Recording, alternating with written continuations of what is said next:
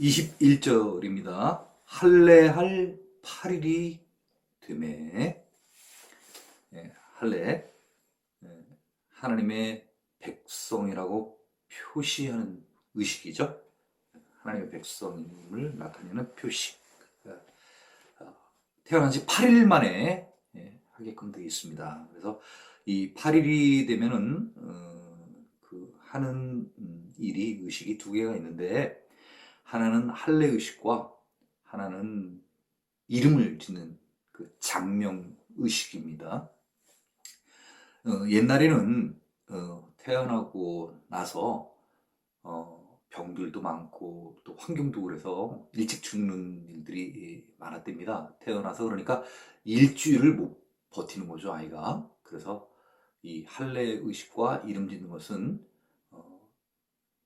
이 유대인들에게 있어서 8일 만에 태어나고 일주일이 이제 다 지났습니다. 아, 이 아이가 이제 세상에 이제 제대로 이제 건강하다 했을 때 이제 8일째 되는 날에 할례를 치르고 그 다음에 이제 이름을 부여해 주는 그런 의식이 있었던 거죠. 자, 그래서 할례할 8일이 되매 그 이름을 예수라 하니.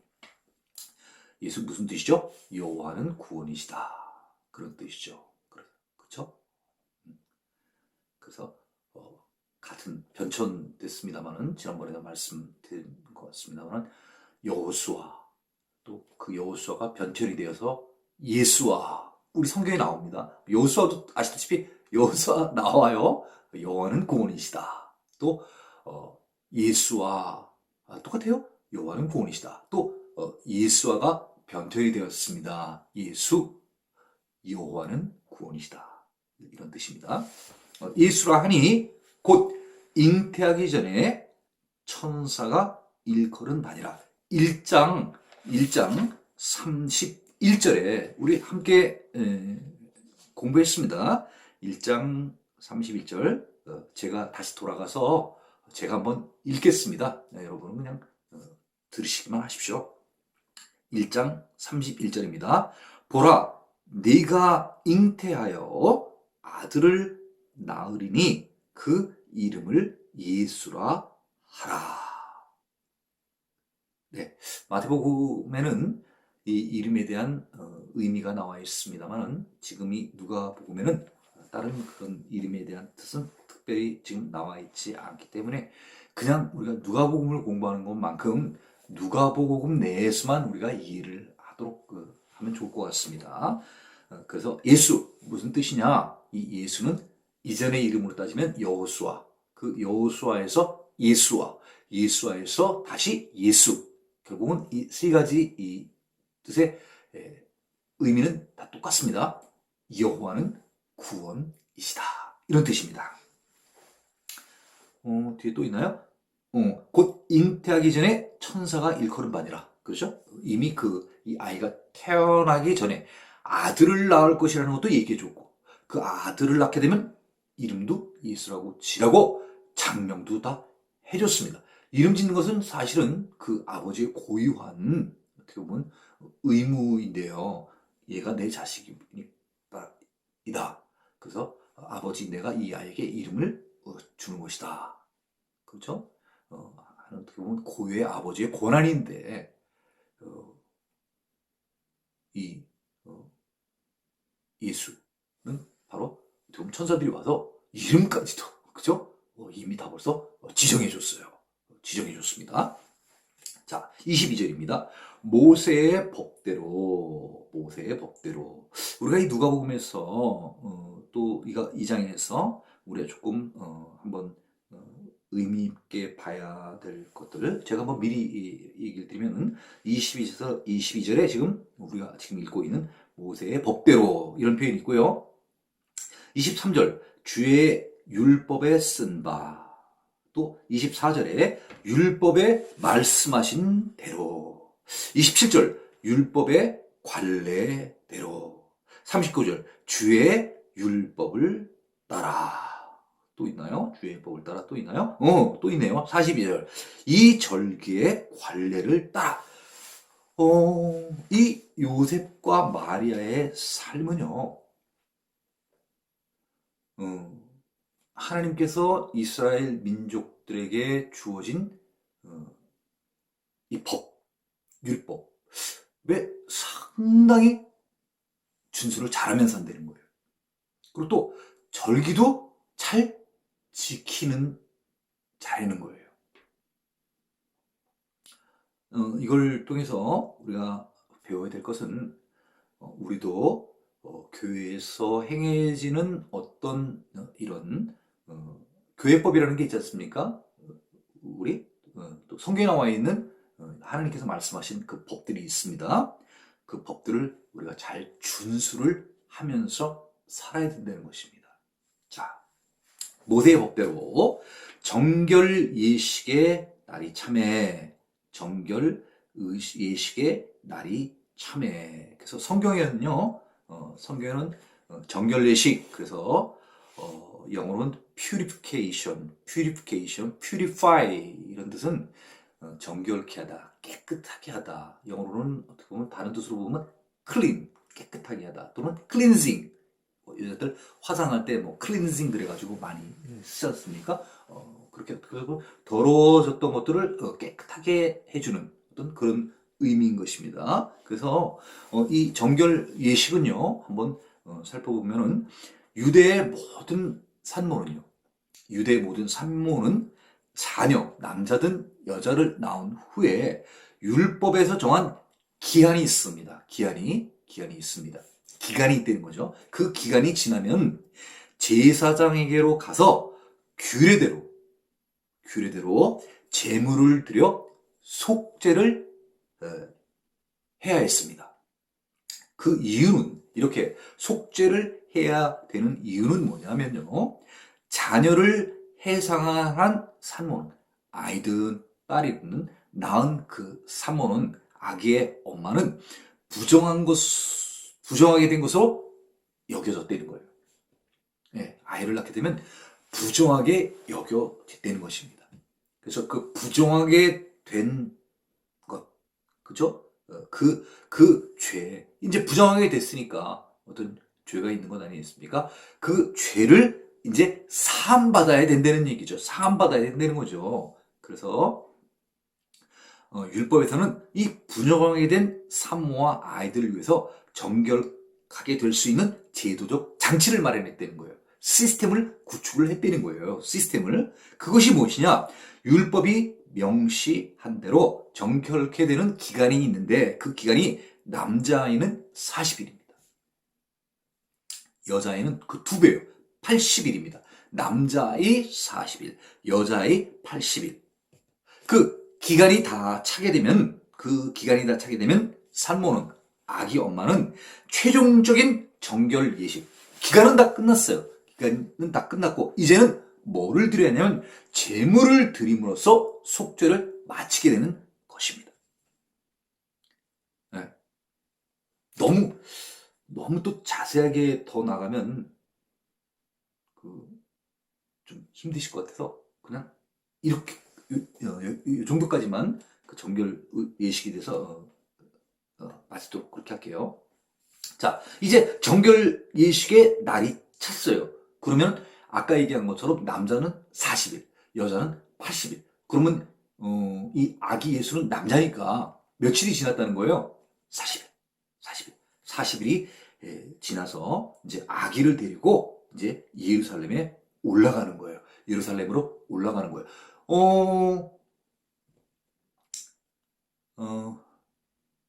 자, 이제 올라가는 겁니다. 예루살렘에 올라가는 것입니다. 자, 23절입니다.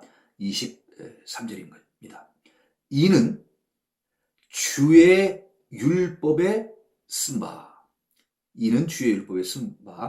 첫 해에 처음 난 남자마다 주의 거룩한 자라 하리라 한 대로 아기를 죽게 드리고. 무슨 뜻이에요? 처음 난 자. 아까 한번 어디에 있었었죠? 7절에 첫 아들, firstborn. 그렇죠? 초태생에 대한 헌신 예를 드리라는 얘기입니다. 초태생인 이 처음 태어난 이 맏아들 아기 예수를 하나님께 드리고 제물로 희생 제사를 드리라는 그런 뜻입니다. 그래서 24절입니다. 또 주의 율법에 말씀하신 대로 이런 그런 희생 제사를 어떻게 드리느냐? 산 비둘기 한 쌍이나 혹은 어린 집 비둘기 둘로 제사하여 함이더라. 사실 원래 성경에는 뭐 이 양을 이렇게 바치게 이렇게 사실은 되어 있습니다만은 이렇게 힘이 이렇게 가정 형편이 여의치 않을 경우에는 산 비둘기로 대체하도록 이렇게 하셨습니다. 그래서 여기 나와 있는 것처럼 어떻게 보면 집안 환경을 고려하여서 가정 형편을 고려하여서 비둘기로다가 이제 제사하려 함이더라. 자, 25절입니다. 예루살렘에 시몬이라 하는 사람이 있으니 이 사람은 의롭고 경건하여. 오, 참 대단한 사람이죠? 왜 대단하냐면요. 우리가 의롭다라고 하는 이 표현 자체도 우리 그 구약 성경에서 이렇게 의롭다 칭함받은 사람이 사실은 많지는 않아요. 그죠? 대표적으로 누가 의롭다 이렇게 칭함받았냐면 아브라함이 의롭다함을 받았죠. 그렇죠? 아브라함이 하나님을 믿었고 그 성경에 나오는 말씀인데 그냥 간단하게만 제가 설명을 드리면 이런 표현이 있습니다. 아브라함이 하나님을 믿었고 하나님이 그 하나님의 말씀을 믿는 아브라함에게 뭐라고 얘기를 했냐면 의로운 사람이라고 칭하였더라. 이런 표현이 있습니다. 그러니까 의로운 사람이라는 것은 지금 얘기한 그 범위 내에서 얘기를 드리면은 하나님을 믿는 사람이에요. 아브라함이 하나님을 믿었고 지금 다시 여기 얘기를 하면요. 이 시몬이라는 사람은 어떤 사람이냐면요. 하나님을 믿는 사람이에요.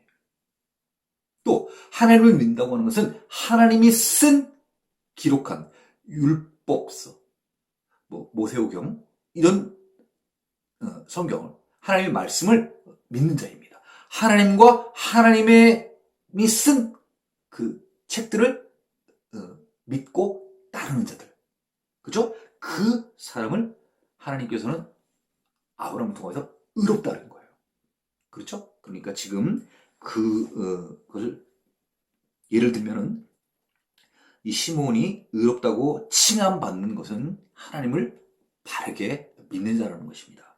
그리고 또 경건하다는 겁니다. 그의 삶이 아주 하나님 보시기에 경건하다는 거예요. 굉장히 바른 자라는 겁니다. 올바른 자라는 겁니다. 자, 그리고 또한 세 번째, 이스라엘의 위로를 기다리는 자라. 이스라엘의 위로를 기다리는 자라. 이건 무슨 얘기냐면요. 지금 이스라엘이 잠깐 말씀드렸지만 많은 다른 나라로부터 핍박을 받고 정복을 당하는 그죠? 그런 삶을 살았지 않습니까? 예, 그래서 얼마나 마음이 불편하고 상황이 힘든 삶을 하루 이틀을 살았습니까? 그렇죠? 그래서 히브리인들, 유대인들이 항상 갈망해왔던 것, 소원해왔던 것들은 메시아께서 이 땅에 오심으로 말미암아 자기들을 그렇게 힘들었던 그런 속박, 그 속박으로부터 해방시켜줄 자를 찾은 겁니다. 네, 마치 아니 도대체 우리가 이 애굽의 바로왕으로부터 맨날 이렇게 벽돌이나 날리고 이런 무슨 뭐 노가다라고 얘기를 해야 되나요? 맨날 힘든 일만 하는 거예요. 죽을 때까지 태어나서부터 죽을 때까지. 예?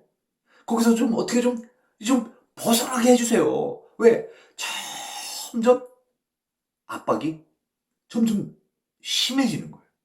노동의 강도가 점점 더 세지는 거예요.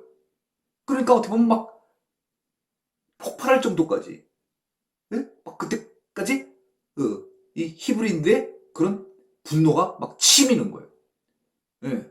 그 치미는다고 하는 것은 다시 말하면 그 히브리인들이 어떻게 그 만드는 거예요? 기도하게 만드는 거예요. 기도하게 만드는 거예요. 기독교인들은 막 싸우고 막 이렇게 해가지고 이걸 해결하고 분출하는 그런 건 아니잖아요. 오늘 우리 그 성경 공부하시는 우리 시청하시는 신자분들, 성도분들, 혹시 막 화가 나가지고 막 속상할 때 가가지고 막 때려 부수고 막 저거 하세요? 그렇게 안 하시죠? 어떻게 하세요? 아이, 기도해야죠. 목사님, 기도해야죠. 그래요. 기도해야죠. 그래서 이 애굽인들도, 그 애굽인들이죠. 애굽에 살고 있는 히브리인들도 하나님께 막 기도를 했어요. 기도를 했어요. 근데 아직 때가 안 된 거예요. 그 때가 안 된 건 왜 때가 안 된 거예요? 이 가나안의 죄악이 관영해야 되는데, 이것도 구약 얘기 나오네. 그죠? 두 가지가 맞아야 되는 거예요. 뭐냐? 히브리인들도 기도를 해서 여기서 탈출시켜달라는 기도를 해야 되는 것이고, 이쪽에, 이 가나안 땅에 있는 이 족속들, 가나안의 일곱 족속들의 이 죄도 이 가나안 땅에 가득 차야 되는 거예요. 더 이상 참을 수가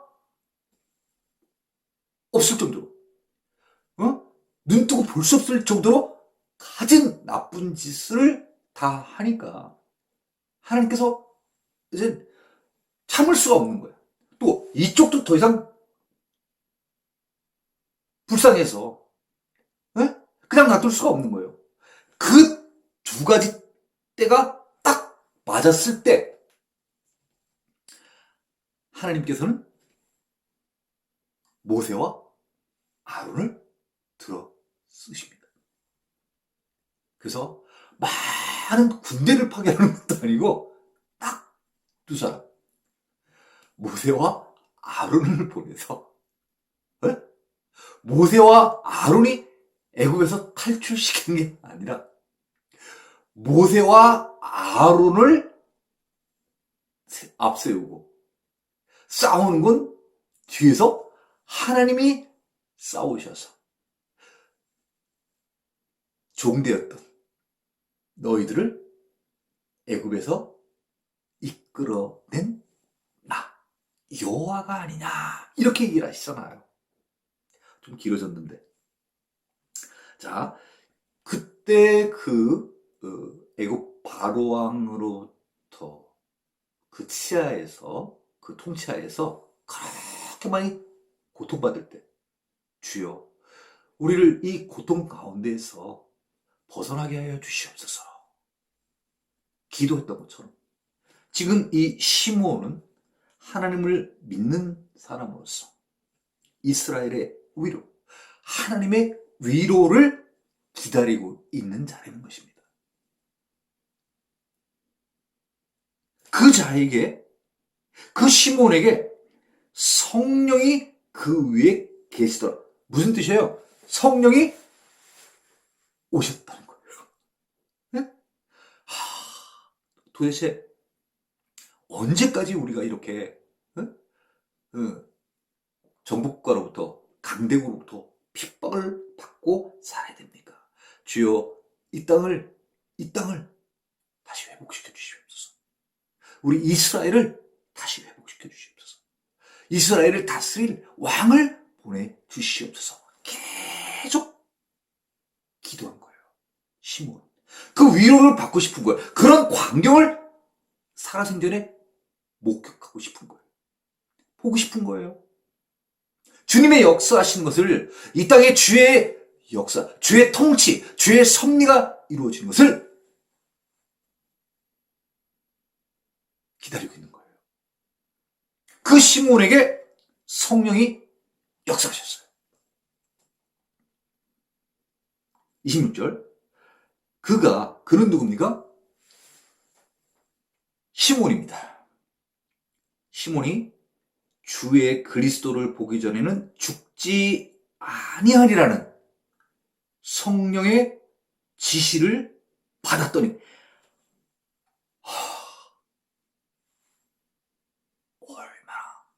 얼마나 기쁜 지시. 저도 이런 지시 좀 받아봤으면 좋겠어요, 정말. 그죠? 네? 여러분들 어때요? 그죠? 이런 성령의 지시 받고 사십니까? 이런 성령의 지시 받고 사세요? 네. 네. 참, 저는 이제 표시를 해놨어요. 성령의 지시. 나도 좀 이런 지시 좀 받고 살았으면 좋겠다. 네? 미래에 좋은 어떤 일이 일어나는데 나한테만 오셔가지고 살짝 귀전에다 대고, 야, 정 목사, 너 앞으로 이렇게 될 거야. 이런 얘기 해주시면 얼마나 좋겠어요. 예? 그렇죠?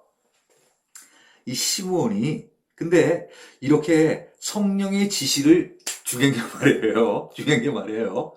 이런 성령의 지시는 누구나 다 받고 싶어 하겠죠. 그렇죠? 소리 집사님이 안 받고 싶으시겠어. 우리 또 권사님이 안 받고 싶으시겠어요. 또 장로님이 안 받고 싶으시겠어요. 그런데 성령께서는 아무에게나 나타나시는 게 아니라, 아무라는 좀 표현은 좀 그렇습니다만은 어쨌든 어떤 자에게 지금 나타났느냐, 우린 좀 이걸 좀 봤으면 좋겠어요. 예? 성령의 지시가 나타나게 된 자, 성령이 나타나신 분은 어떤 분한테 나타났느냐, 이런 분한테 나타났다는 거예요. 다시 한번 앞절로 가서 얘기를 드릴 테니까. 자, 그럼 우리가 성령의 지시를 나도 좀 받고 싶은데 그럼 어떻게 살아야 될 것인가? 앞절처럼 살아야 되는 거예요. 그래야 성령께서 역사해 주시는 거예요. 어떻게 해요? 이렇게 해요. 예루살렘에 시몬이라는 사람이 있으니, 뭐 굳이 예루살렘까지 가실 필요 없어요. 자, 이 사람은 시몬 어떻게 살았냐 이게요? 의롭고. 자, 우리도 성령의 지시를 받고 사는 사람이 되고 싶으면요, 우리도 이렇게 살아봐야 되는 거예요. 왜? 성령과 동행하는 삶을 살아야 되잖아요. 성령을 모실 수 있는 삶을 살아야 되잖아요. 성령이 우리와 함께 와서 살고 싶은데 우리의 행함이 이 반대되는 삶을 살면은 성령님은 우리한테 오시지 않는다는 거예요. 반대되는 삶이 어떤 삶인가요? 의롭대는데, 의로운 자가 아니라 불의한 자로 사는 거예요. 경건해야 되는데 경건치 못한 삶을 사는 거예요. 또 이스라엘이 위로를 받아야 되는데 위로를 받으려고 하는 게 위로를 걷어차는 거예요. 무시하고 듣고 싶지 않다는 거예요. 받고 싶진 않아. 기다리진 않아요. 자, 헷갈리실까봐 다시 반대로. 자, 어떻게 살아야 돼요? 의롭게 살아야 된다. 두 번째, 경건한 삶을 살아야 된다. 경건한 삶, 어떻게 보면 다른 단어로 본다면 경외, 이런 거 있잖아요. 하나님을 경외하는 경외. 영어는 fear, 두려워하다, 이런 뜻이에요. 두려워하다. 우리가 하나님을 너무 두려워할 필요는 없어요. 네? 너무 두려워할 필요. 그런데 우리는 하나님을 좀 너무 조심하니까 우리가 함부로 행동하지 말고, 네? 너무 사랑하니까 어떤 그런 것들에 부부간에 그런 것들이 있잖아요. 서로 경외하면 참 좋잖아요. 서로가 서로를 경외하는 삶. 왜? 너무 사랑하니까 서로 조심해주는 어떤 이런 마음. 내 행동을 좀 조심해주는 거예요. 왜? 하나님을 사랑하기 때문에. 그게 경외로운 자인 거예요. 나 막 살지 말자. 나 정직하게 살자. 나 올바르게 살자. 왜? 내가 하나님을 경외하니까. 내가 하나님을 경외하기 때문에 하나님이 내가 경외한 걸 좋아하시는 거예요. 하나님 보시기에 내가 경건한 자가 되는 걸 하나님께서 좋아하시는 거예요. 의롭게 되자. 경건한 삶을 살자. 또 뭐예요? 이스라엘의 위로를 기다리는 자. 위로 누가 해주시는데요? 하나님이 해주시는 거예요. 하나님이 나한테 위로를 주시고, 하나님이 나한테 평안을 주시고, 하나님이 나의 사랑도 주시고, 은혜도 주시고, 자비도 주셔야 되는 거예요. 우리 인간적인 사랑, 인간적인 은혜, 오래 지속 안 되잖아요. 우리는 하나님부터 영원한 사랑, 영원한 은혜를 받아야 되는 거예요. 그걸 우리는 소망해야 되는 거예요. 우리는 간구해야 되는 거예요. 우리는 그거를 기도해야 되는 거예요. 주님, 항상 나와 함께하여 주시옵소서. 내가 성령님과 함께 살기를 원하나이다. 입술로 고백해야 되는 거예요. 이렇게 산 사람들이 있잖아요. 누구요? 에녹. 하나님과 같이 동행하는 삶을 살았대잖아요. 동행하는 삶, 영어로 뭐라고 돼 있어요? walked, 걸었대요. 누구하고요? with God. 하나님과 그는 걸었대는 거예요. 동행하는 삶을 살았다는 거예요. 이런 자에게, 이런 하나님을 경외하는 자, 하나님 앞에 의로운 자, 하나님의 위로를 받기를 원하는 자, 그 자에게 누가 나타나는 거예요? 성령님이 나타나서 성령님께서 지시를 해주시는 거예요. 뭐라고요? 네가 그리스도를 보기 전에는 죽지 아니하리라. 네가, 다시 말하면 이스라엘의 위로를 기다리는 자였는데 이제 내가 너에게 그리스도를 보여줌으로 말미암아 너를 위로하고자 한다. 그 위로를 받기 전까지 너는 죽지 않아. 얼마나 큰 기쁜 소식이에요.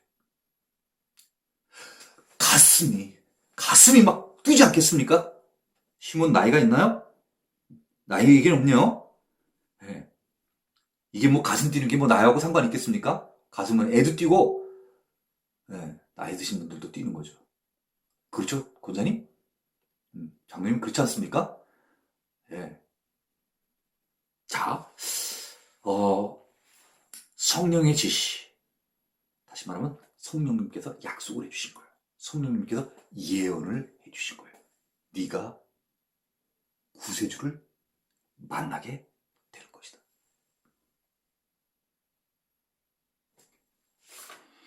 자, 27절입니다. 성령의 감동으로, 그죠? 성령의 우리는 인도하심이라고 얘기를 하지 않습니까? 성령님께서 가게 해주시는 거예요. 그 때를 알고 들어가게 해주시는 거예요. 그래서 성령의 감동으로 말미암아, 성령의 인도하심으로 말미암아 시몬이 성전에 이제 들어갔어요. 마침 딱 맞춰가지고 그때가 어느 때냐면요, 부모 누구예요? 요셉과 마리아가 율법의 관례대로 행하고자 하여, 뭐예요? 참, 여기만 보더라도 이 부모 요셉과 마리아는요, 율법을 지키고자 하여, 준수하고자 하여, 이런 뜻이죠. 아기 예수를 데리고 오는지라. 뭐하러 오는 거예요? 헌신내. 부모가 그 장자를 하나님께 드리는 의식을 치르기 위하여 지금 이 아기 예수를 데리고 오는 거예요. 그러니까 성령의 인도하심을 받아 성전에 지금 들어가는 이때, 딱 그때가 어느 때냐면요, 이 모세과 마리아는요, 그 장자, 아기 예수가 태어났어요. 그 아기 예수를 하나님께 드리는 헌신 의식을 드리기 위하여 지금 데리고 오는지라. 딱 이렇게 만나게 하시는 거예요. 누가 이렇게 하시는 거예요? 누가 이렇게 하시는 거예요? 어떻게 이런 일이 있을 수가 있는 것입니까? 하나님이 계획해 놓으신 거예요.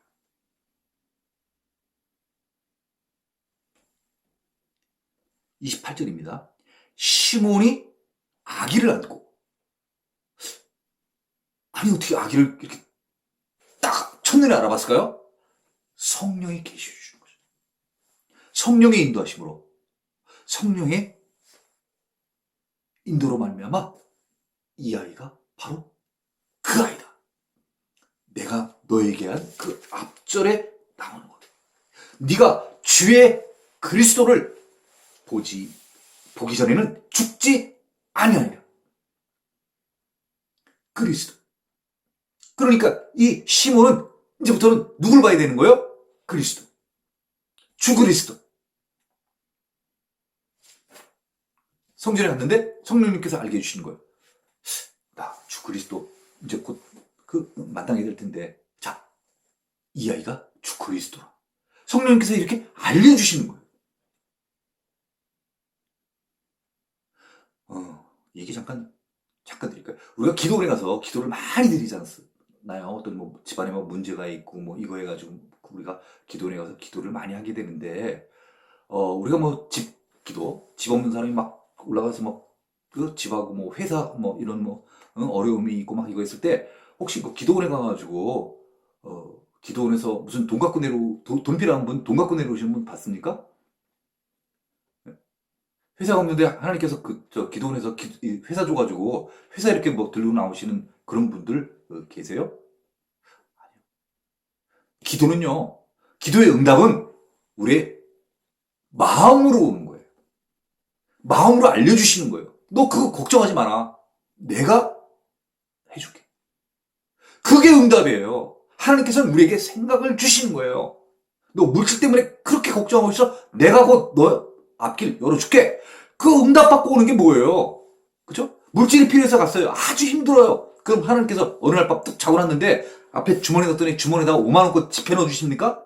하나님께서 그렇게 역사하세요? 아니에요. 하나님은 우리에게 마음을 주시는 거예요. 하나님의 그 사람의 그 기도에 대한 응답을 어떤 계획이라든가 하나님의 뜻, 하나님의 마음과 생각을 그 사람에게 성령으로 부어 넣어주시는 거예요. 그래서 우리는 기도원에 갔다가 다 기도하다가 뭐 받고 와요? 응답 받고 오잖아요. 그 응답이라는 게 뭐 돈 받는 거예요? 아니, 음식 주나요? 아니에요. 뭐 컵라면 받아가지고 와요? 아니에요. 뭘로 와요? 하나님께서, 성령님께서 뜻을 알려주시는 거예요. 아시겠죠? 네. 자, 그래서 여기도 지금 성령께서 역사하셔서 시므온에게 알려주는 거예요. 저 아이가 바로 내가 너에게 한 그리스도다. 알았어요. 그리스도라는 걸 알았어요. 그러면 얼마나 지금 기다렸던 메시아예요. 세 번째가 이 사람 시몬 어떻게 사는 거예요? 세 번째, 이스라엘의 위로를 기다리는 자니라. 이제 위로 받을 때가 왔어요. 그죠? 그러니까 아기를 가서 아는 거예요. 뭐라고 얘기했을까요? 하나님 감사합니다. 하나님 감사합니다. 주님께서 이스라엘의 위로를 기다렸던 나 시몬에게 주님께서 메시아를 볼 수 있게 하여 주시니 참으로 감사를 드리옵나이다. 할렐루야. 주님을 찬양합니다. 주님 감사해요. 시몬이 이러지 않았겠어요? 이 성경에는 시몬이 어떻게 했다는 얘기에서 뭐 특별히 없고 그냥 이렇게만 얘기했어요. 아기를 안고 하나님을 찬송하여 이렇게 돼 있습니다. 자, 시몬이 하나님을 찬양하며 얘기합니다. 29절 주제요.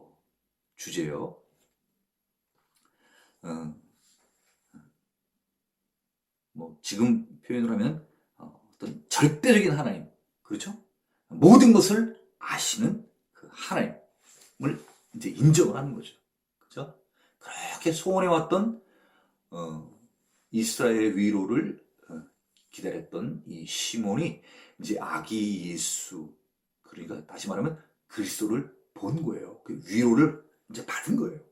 받았습니다. 이제 그래서 주제요. 하나님이시여.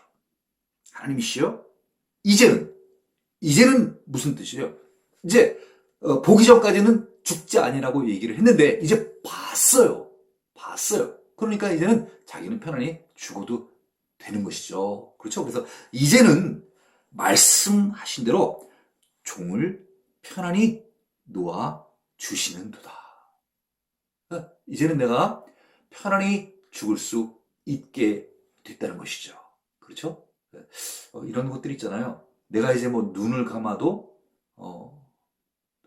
이제 된다는 뭐 그런 것들이 있잖아요. 편안히 눈 감을 수 있게 되었다는 어떤 지금 그런 것처럼 시므온도 그렇게 소망했던 메시아 그리스도를 보게 해 주신다는 약속을 믿었고 또 실제로 성전에서 보게 됨으로 말미암아 이제는 나는 이제 죽어도 한이 없다는 거죠. 그래서 여한이 없다는 얘기죠. 자, 30절입니다. 내 눈이, 그건 뭐 듣고 남으로부터 얘기 들은 게 아니라 내가 직접 봤다는 거죠. 영화 이런 거 있지 않습니까? 보는 것이 믿는 것이다. Seeing is believing 이런 것이 있는데 보는 것이 믿는 것이라고 돼 있는데 진짜로 확실하게 내 두 눈이 주의 구원을 보았사오니 주의 구원을 보았사오니 주가 이 이스라엘의 위로를 기다리는 자, 그 시몬이 기다렸던 자가 누군 거예요? 예? 바로 그리스도라는 거예요. 그리스도 아까 얘기했지 않습니까? 히브리어로 헬라, 히브리어로 메시아, 영어로 세비, 구속주, 구원자, 그리스도. 그 그리스도가 나셨으니 이 예수께서 이제 행하실 일들이 이제 다 이제 보이는 거예요. 그럼 그토록 그리스도를, 메시아를 기다려왔는데 그 그리스도가, 메시아가 이 땅에 와서 행해야 될 것을 알고 있잖아요. 그렇죠? 뭐 이렇게 행하고 싶은 일들이 있어요. 좀 이루어졌으면 하는 일들이 있는데 그 일들을 누가 해주냐면 메시아가 해줄 거라고 생각을 하고 있는 거예요. 자, 무슨 말인지 아시겠죠? 네. 근데 그 메시아를 본 거예요. 그럼 이 메시아가 어떤 일을 할까요? 자기가 그려왔던 그대로 그런 일들이 이제 앞으로 일어나게 될 것을 이제 안 거예요. 다시 말하면 이스라엘이 모든 지금 그 주변 나라로부터 정복국으로부터 억압을 받고 핍박을 받고 속박되어진 삶을 살았어요. 그런 상태에서 그들을 후기 자유롭게 풀어줄 수 있는 구세주가 나타났기를 굉장히 바랬습니다. 근데 그 메시아가 나타났으면 이제 어떤 일들이 일어나게 될 것을 어떻게 되는 거예요? 알게 되는 거예요. 자, 31절입니다. 이는 뭐예요? 이 그리스도, 메시아가 오셔서 모든 사람들을 갖다가 구원케 하여 주시는 이 일은 만민 앞에, 만민이라 그랬어요. 여기 히브리인의 얘기가 아니라 유대인의 일이 아니라 모든 민족이라는 뜻이고요. 모든 민족 앞에 예비하신 거예요. 이미 예정되어 있다는 거예요. 시몬은 이거를 알게 된 거예요. 어떻게 해요? 성령님이 깨닫게 해주신 거예요. 자, 다시 볼게요. 이는, 자, 조금 풀어서 얘기하면, 이는 하나님이, 거기 없어요. 그렇지만, 풀어서 제가 얘기를 드리는 거예요. 이는 하나님이 모든 민족을 위하여 예비하신 것이요. 조금 제가 이 글자의 뜻보다 약간 더 포괄적으로 좀 확대 해석을 했습니다. 이해하기 좀 편하시라고요. 자, 31절입니다. 이는 이 메시아가 이 땅에 오신 것은, 탄생하시게 된 것은, 그리스도가 이 땅에 탄생하시게 된 것은 하나님이 모든 민족 앞에 예비하신 것이라. 예비 뭐예요? 하나님께서 계획하신 것이라. 하나님의 섭리 가운데 계신 것이라. 이런 뜻입니다. 32절입니다. 이방을 비추는 빛이요. 이 오신 아기 예수, 이 그리스도가 이방을 비추는 빛이래. 그럼 이 시몬의 이 지금 이 바운더리, 그 범위는요, 바라보고 있는 범위는 예수 그리스도가 오시게 된 이 예수 그리스도의 범위는 단지 이 구약 사람들이 그렇게 바랐던 메시아, 다시 말하면 자기 민족들, 이 지역으로 따지면은 가나안. 지금은 많이 좀 줄어들었어요. 그죠? 줄어들었지만 그 이전에 여호수아를 통하여서 정복하고 분배되었던 그 가나안 지역, 그렇죠? 그 가나안 지역. 또 사람으로 따지면 누구예요? 12지파의 사람들. 우리 누구라고 쉽게 얘기해요? 이스라엘 사람들. 하나님의 백성, 그 이스라엘 사람들. 그 범위가 아니라 그 범위를 뛰어넘어서 어떻게 따지면 온 세상, 열방을 향한, 그렇죠? 그 이방을 비추는 빛이 되는 거예요. 이 그리스도가 오셔서 말씀을 전하는 그게, 그 사역이 단지 유대인들을 위한 것이 아니라 어둠 가운데, 절망 가운데 있게 되는 그 이방 사람들에게도 예수님께서 빛을 비추어 주신다는 거예요. 주의 백성 이스라엘의 영광이니다. 이방에도 빛을 비추시고 또 주의 백성 이스라엘에게도 그것이 영광이라, 그런 얘기죠. 그렇죠? 그러면 예수님이 이 땅에 오신 그것은 이방에는 비추시고 주의 백성은 이스라엘의 영광이니다. 그래서 여기서 보면 이방을 비추는 빛, 예수님을 무엇으로 비유를 했냐면 빛으로 표현을 해주셨습니다. 네. 그리고 또한 이 시몬에게 예수님이 자기네 히브리 민족만 구원해 주시는 게 아니라 온 땅의 이방 민족들을 구원케 하시는 것을 깨닫게 해주신 것입니다. 33절입니다. 그의 부모 누구죠? 요셉과 마리아. 네, 27절, 지금 시몬과 부모가 성전에서 만났어요. 아기의 부모인 요셉과 마리아가 시몬이 아기에 대하여 한 내용들을 지금 듣고, 이야기를 듣고 많이 놀랐습니다. 또 놀랐어요.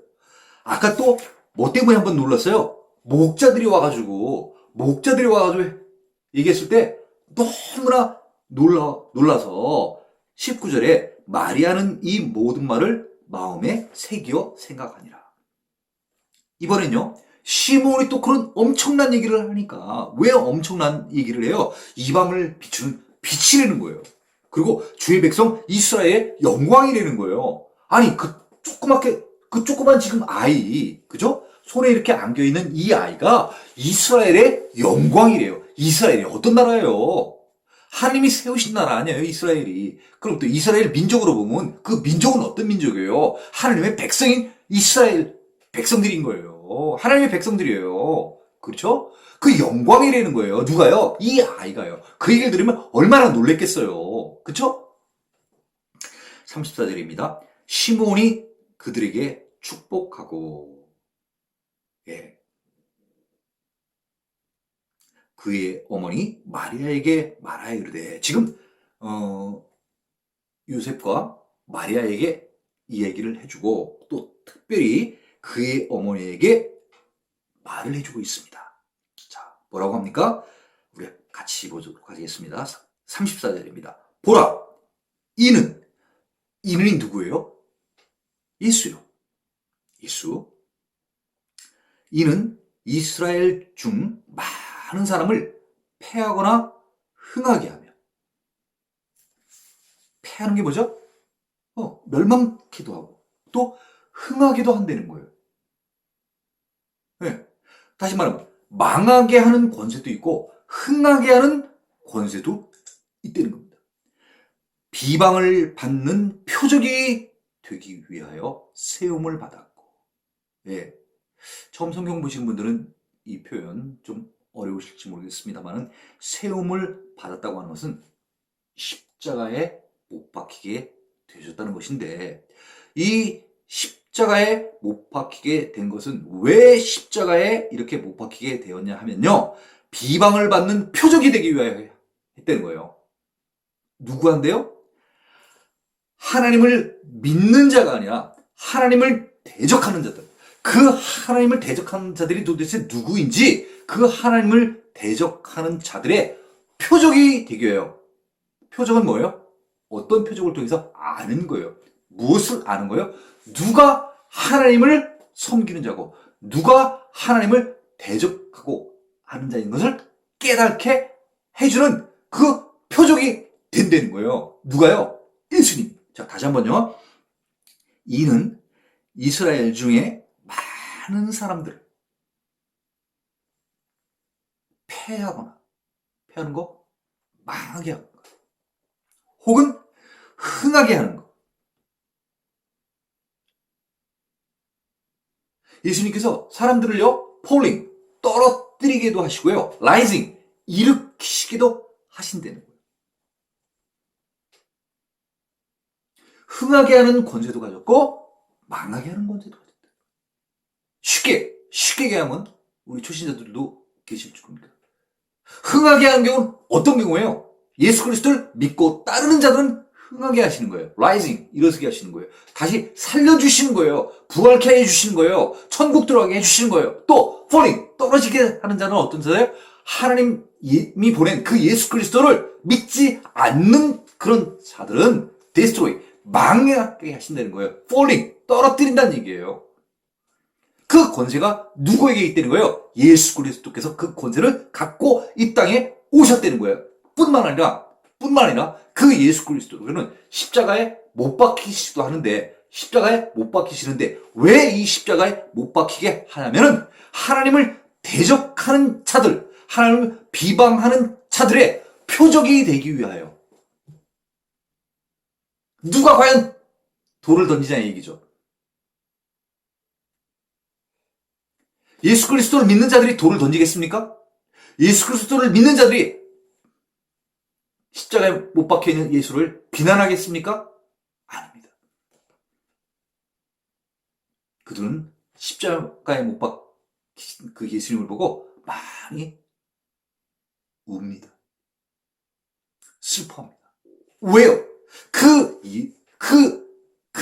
흠없는 의로운 예수 그리스도께서 왜 십자가에 올라가는지를 알기 때문입니다. 왜 그가 십자가에 올라가야 됩니까? 왜 그가 죽어야 됩니까? He died for us. He died for us.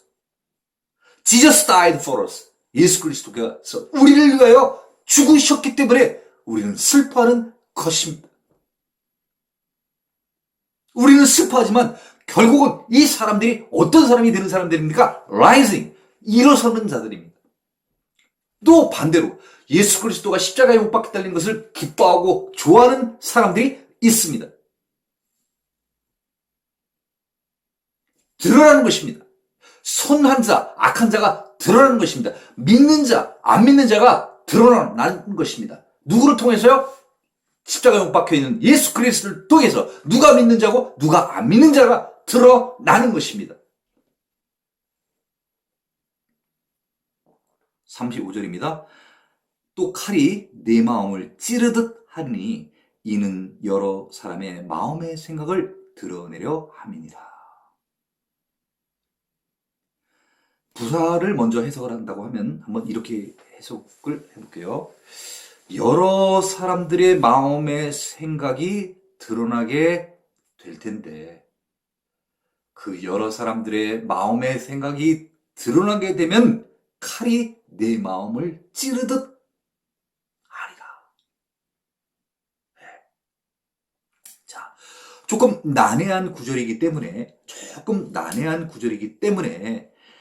다른 성경을 통해서 개역개정 말고 다른 성경을 통하여서 우리가 한번 살펴보도록 할 텐데요.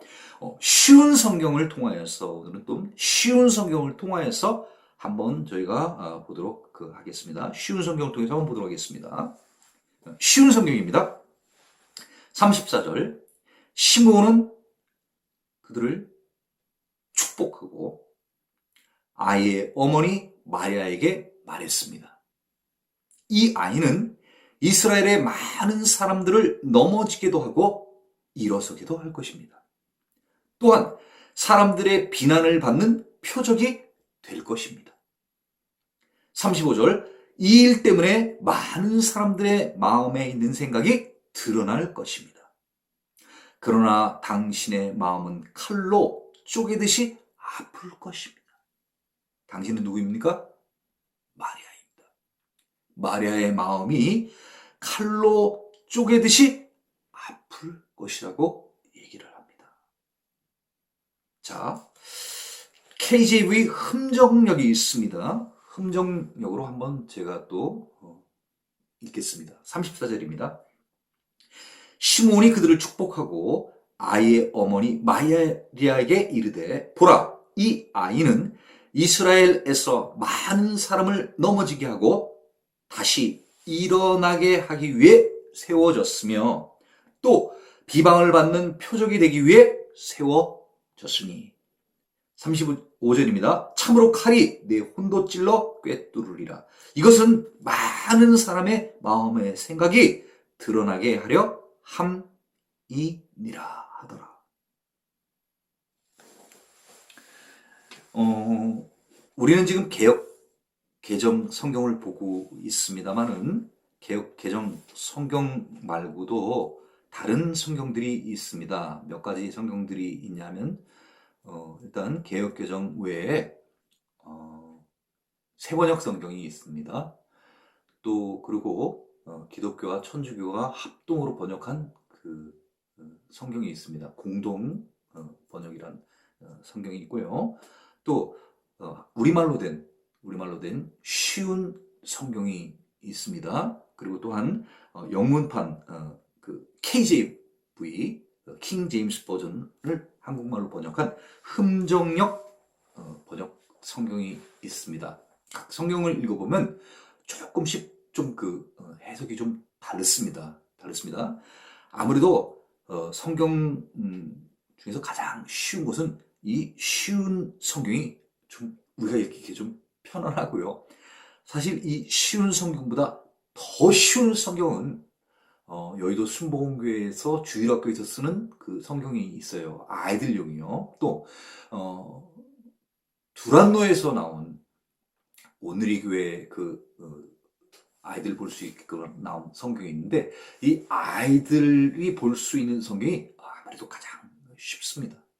그래서 자기가 어떤 성경을 이렇게 보고 그 내용이 소화하기가 조금 힘들다, 좀 더 쉽게 볼 수 있는 성경이 있으면 좋겠다 하시는 우리 성도분들이 계시면은 지금 얘기 드린 것처럼 주일학교 아이들을 위한 성경이 따로 있습니다. 그래서 교회 가셔서 그 서점에서 아이들을 위한 주일학교 성경이 어디 있습니까? 그래서 한번 보십시오.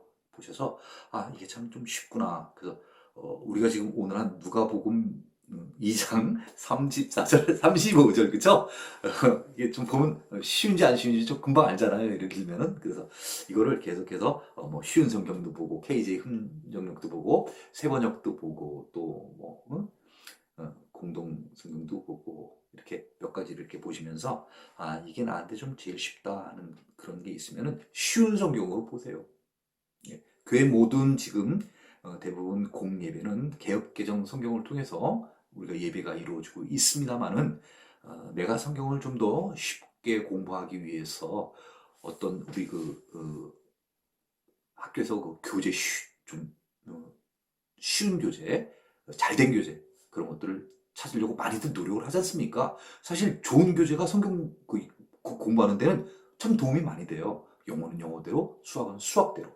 그렇지 않습니까? 그래서 성경의 도율은 몇 가지 내용이 좀 다른 그런 성경들이 몇 가지가 좀 있으니까 번역이 좀 다른 성경들이 있으니까 찾아서 보시면 훨씬 좀 나을 것 같습니다. 자,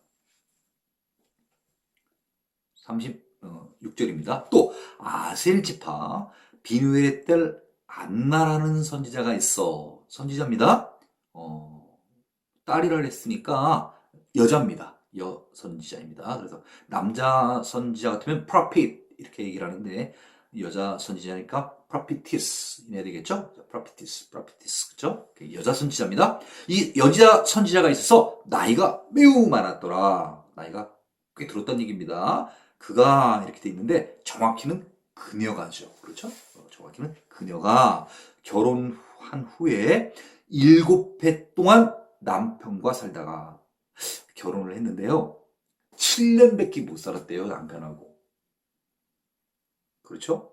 그러면 이 선지자가 몇 세에 결혼을 하였던 간에 몇 세에 결혼을 하였던 간에 남편하고 함께 산 기간이 7년밖에 없는 거예요. 그리고 30절 과부가 됐다는 거예요. 딱 7년밖에 못 살았어요, 남편하고. 그러고 과부가 됐어요. 자, 84세가 되었더라. 84세요. 나이가 꽤 드신 거죠? 이 사람이 정확히는 영어 성경에 보면 she로 돼 있어요. she로. 그러니까 그녀가 이렇게 하는 게 맞겠죠. 그렇죠? 이 사람이 아니라 여자입니다. 이 사람이 이 여 선지자가 이렇게 얘기할까요? 이 여 선지자가 성전을 떠나지 아니하고 성전 84세가 됐으면 교회에서도 다 은퇴해야 될 그런 나이지 않습니까? 각 교단마다 은퇴 나이가 똑같은지 다른지는 모르겠습니다만 보통 뭐 70세, 75세가 은퇴해야 되는 나이라고 생각을 한다고 치면은 맥시멈입니다. 이분이 벌써 84세면은 굉장히 지금 고령의 나이가 많았는데 그럼에도 불구하고 이 여선지자가 성전을 떠나지 아니하고 주야로 금식하며 그죠? 금식하며 fasting 이거는 fasting 굶는 거예요. 굶는 겁니다. 그리고 기도함으로 praying으로 섬기더니 이 여선지자가 항상 성전에 있으면서 보면요. fasting 금식하면서 praying 기도했다는 거예요. 그렇죠? 이렇게 도대체 이 84세 동안 기도를 도대체 왜 무슨 기도를 했을까요? 참 궁금하죠? 그렇죠? 뭐 때문에도 도대체 이 연세가 되실 때까지 계속해서 지금 기도를 하고 계신가? 자, 38절입니다. 마침 예, 27절에 보면 우리가 마침이라는 단어가 있습니다. 한국말로 되어 있는 거죠. 딱 그때 이런 때겠죠. 지금 이 38절에도 지금 딱 그때 이때 나와서 이때에 나와서 하나님께 감사하고 예루살렘의 속량을 바라는 모든 사람에게 그에 대하여 말하니라. 그 누구에 대해서 얘기를 하는 겁니까? 아기 예수에 대하여 말하니라.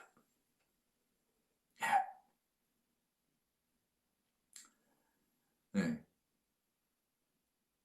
네. 그러면 우리가 이 안나라는 이 선지자가 무엇을 기도했는지 성전을 안 떠나고 패스팅하면서 금식하면서 계속해서 기도했던 내용이 무엇이냐면 그에 대하여 말했다는 거예요. 다시 말하면 오늘날로 따지면 뭐라고 얘기할 수 있을까요? 전도를 한 거죠. 뭘 전도를 했습니까? 네. 네. 예수님이 오신 것을 전도한 것입니다.